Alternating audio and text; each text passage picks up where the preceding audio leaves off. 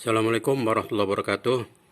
Kembali bersama saya Dr. Muhammad Abdul Almanar MAG dalam tutorial mata kuliah ilmu kalam bagian ketiga yang berkenaan dengan aliran Khawarij.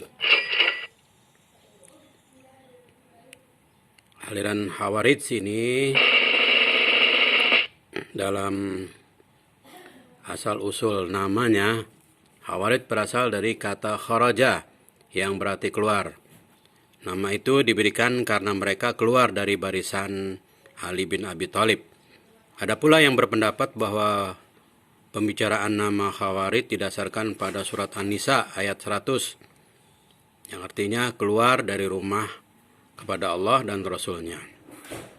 Khawarij memandang diri mereka sebagai orang yang meninggalkan rumah atau kampung halaman untuk mengabdikan diri mereka kepada Allah dan Rasul-Nya.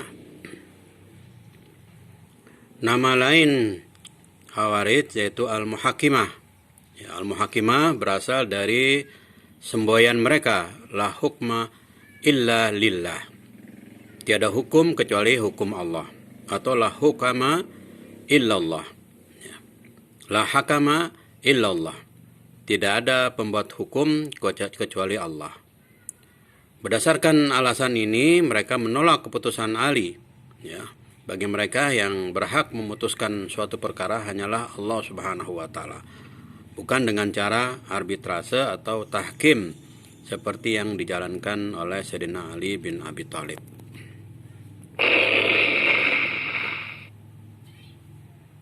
Nama lain mereka adalah Syarah. Mereka menyebut diri mereka Syarah, yang berasal dari bahasa Arab yashri, arti menjual.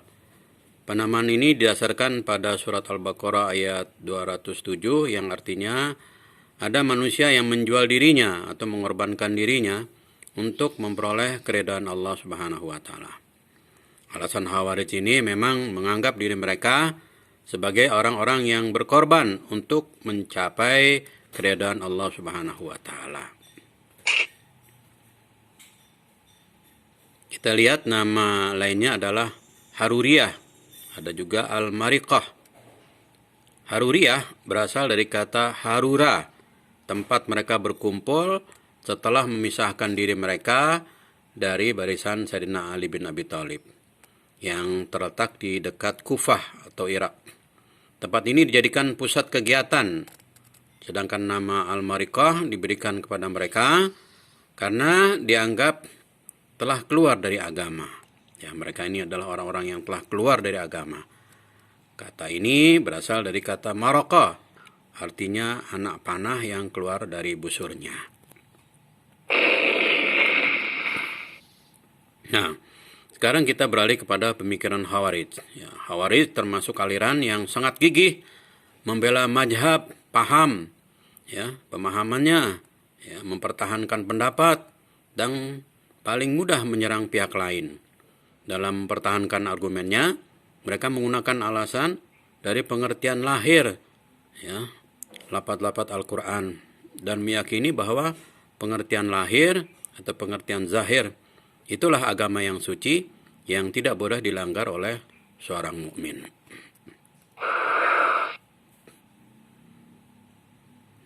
Alasan dalil mereka apa?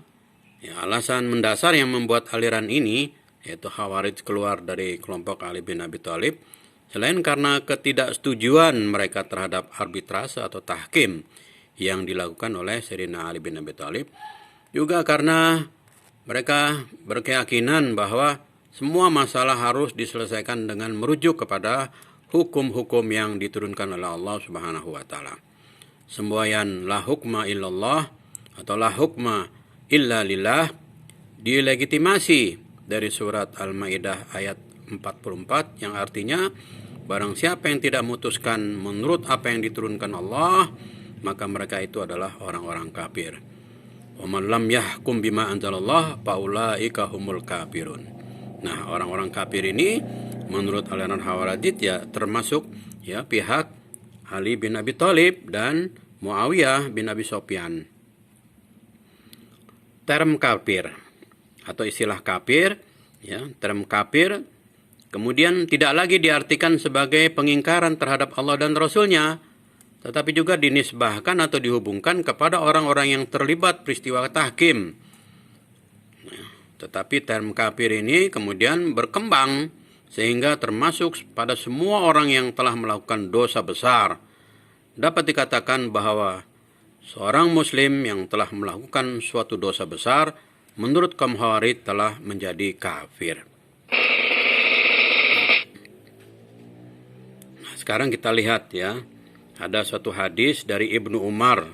Ya, Rasulullah SAW bersabda, yang maknanya akan muncul sekelompok pemuda yang pandai membaca Al-Quran, namun bacaan tersebut tidak melewati kerongkongannya. Ya, setiap kali muncul sekelompok dari mereka pasti tertumpas.